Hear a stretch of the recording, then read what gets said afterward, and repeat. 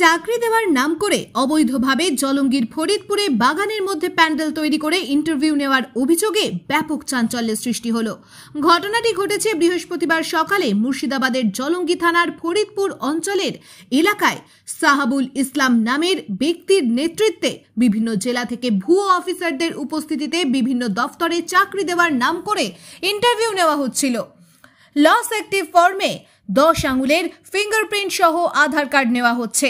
এমন ঘটনা এলাকাবাসীদের মধ্যে জানাজানি হতেই খবর দেওয়া হয় পুলিশকে। পুলিশ পৌঁছে পুরো বিষয়টি জলঙ্গি থানায়। ঘটনাস্থলে তড়িঘড়ি ছুটে আসে জলঙ্গি থানার বিশাল পুলিশ বাহিনী সহ ভারপ্রাপ্ত আধিকারিক কৌশিক পাল।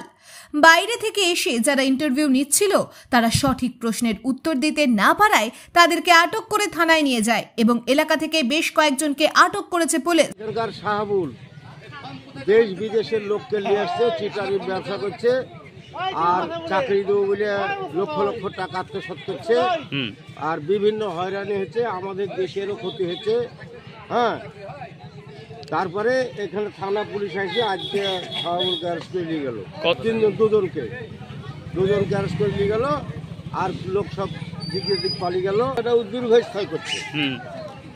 এর ব্যবস্থা সুব্যবস্থা প্রশাসনের ক্ষেত্রে করা দরকার।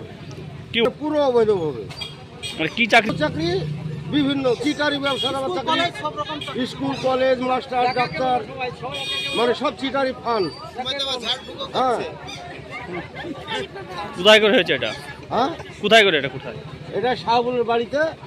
পাশাপাশি ঘটনাস্থল থেকে একাধিক নথিপত্র, ল্যাপটপ, প্রিন্টার এবং প্রয়োজনীয় কাগজপত্র বাজেয়াপ্ত করেছে জলঙ্গি থানার পুলিশ।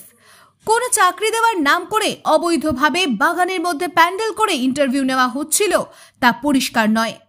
এতে এলাকার কোনো যুবক প্রতারিত হয়েছে কিনা তার তদন্ত শুরু করেছে জলঙ্গি থানার পুলিশ প্রশাসন। ব্যুরো রিপোর্ট, আজকাল বার্তা।